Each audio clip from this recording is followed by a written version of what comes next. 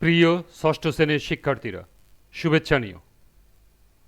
আজকে আমি তোমাদের ইতিহাস ও সামাজিক বিজ্ঞান বইয়ের ষষ্ঠ অধ্যায় দক্ষিণ এশিয়া ও বিশ্বের ইতিহাসে ভূপ্রকৃতির প্রভাব থেকে অনুসন্ধানী কাজ ও ছকের সমাধান করে দেব। প্রথমে তোমাদের বলবো, যারা আমার চ্যানেলটি সাবস্ক্রাইব করো নাই তারা আমার চ্যানেলটি সাবস্ক্রাইব করবে এবং আমার সাথে থাকবে। তাহলে চলো আমরা সমাধান শুরু করি। তোমরা এই লেখাগুলো বাসায় রিডিং পড়ে নিও। অনুসন্ধানী কাজ। পৃথিবীর ভূপ্রাকৃতিক বৈশিষ্ট্যগুলো বৈচিত্র্যময়।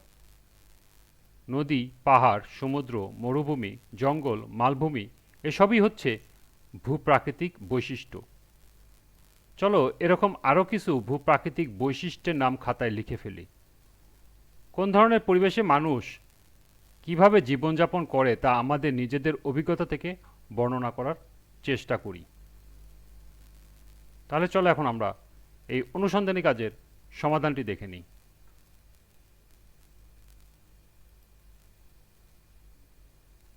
এর সমাধান হবে পৃথিবীর ভূপ্রাকৃতিক বৈশিষ্ট্যগুলোর নাম নিম্নরূপ: নদী, পাহাড়, সমুদ্র, মরুভূমি, বনভূমি, মালভূমি, সমভূমি, হ্রদ ইত্যাদি।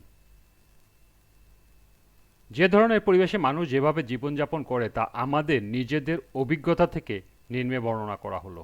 ১. নদী। সুদূর অতীত থেকেই মানুষের বসতি গড়ে ওঠে নদীকেন্দ্রিক। যাতায়াত, কৃষিতে পানির প্রাপ্যতা, খাদ্য আহরণ ইত্যাদির জন্য মানুষ নদীর আশেপাশে জীবনযাপন করে থাকে।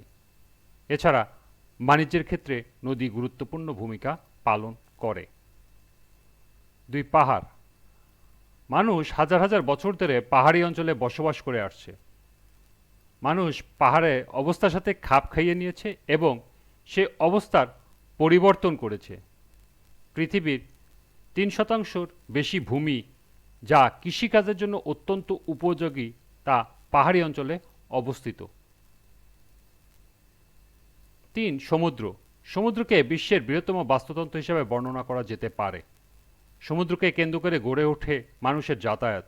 মানুষের খাদ্য তালিকায় মাছের একটি অংশ আসে এই সমুদ্র থেকে।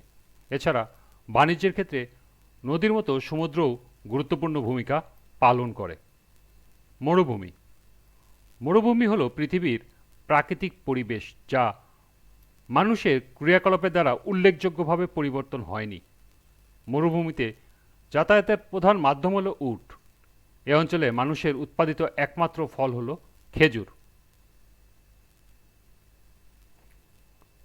৫ নম্বর, বনভূমি। সুপ্রাচীন কাল থেকে মানুষের জীবনধারা, বিশ্বাস, সংস্কৃতি প্রতিটি ক্ষেত্রে থেকে উপলব্ধি করা যায় বন ছাড়া বেঁচে থাকা সম্ভব নয়।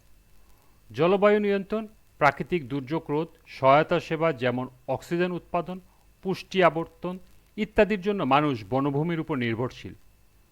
জলপ্রবাহ নিয়ন্ত্রণে এবং জ্বালানি ও নির্মাণ সামগ্রী নির্মাণে সরবরাহে বন গুরুত্বপূর্ণ। ৬. মালভূমি। প্রতিকূল পরিবেশের কারণে এখানে জনবসতির ঘনত্ব তুলনামূলক কম। এই অঞ্চলে সাধারণত মানুষেরা পশুপালন করে থাকে।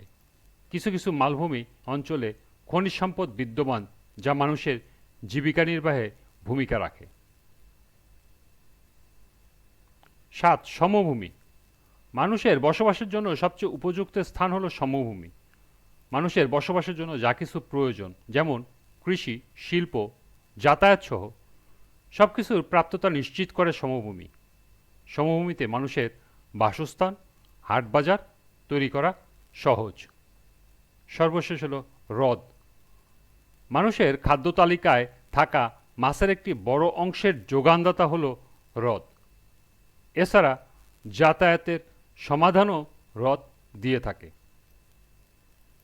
তাহলে এই ছিল অনুসন্ধানী কাজের সমাধান। তোমরা এটা এখান থেকে নোট করে নিতে পারো।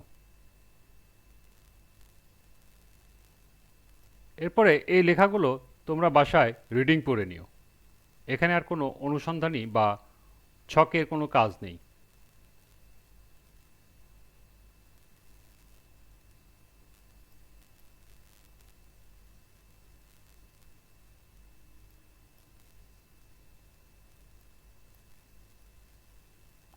আজকের ক্লাসটি এ পর্যন্তই। পরবর্তী ক্লাসে ৭৩ পৃষ্ঠার প্রচলিত ও অপ্রচলিত উৎস থেকে ছকের সমাধান করে দেব। সবাইকে আবারও বলছি, যারা আমার চ্যানেলটি সাবস্ক্রাইব করো নাই তারা আমার চ্যানেলটি সাবস্ক্রাইব করবে এবং আমার সাথে থাকবে। সবাইকে আবারও শুভেচ্ছা জানিয়ে আজকের মতো আমি এখানেই বিদায় নিচ্ছি।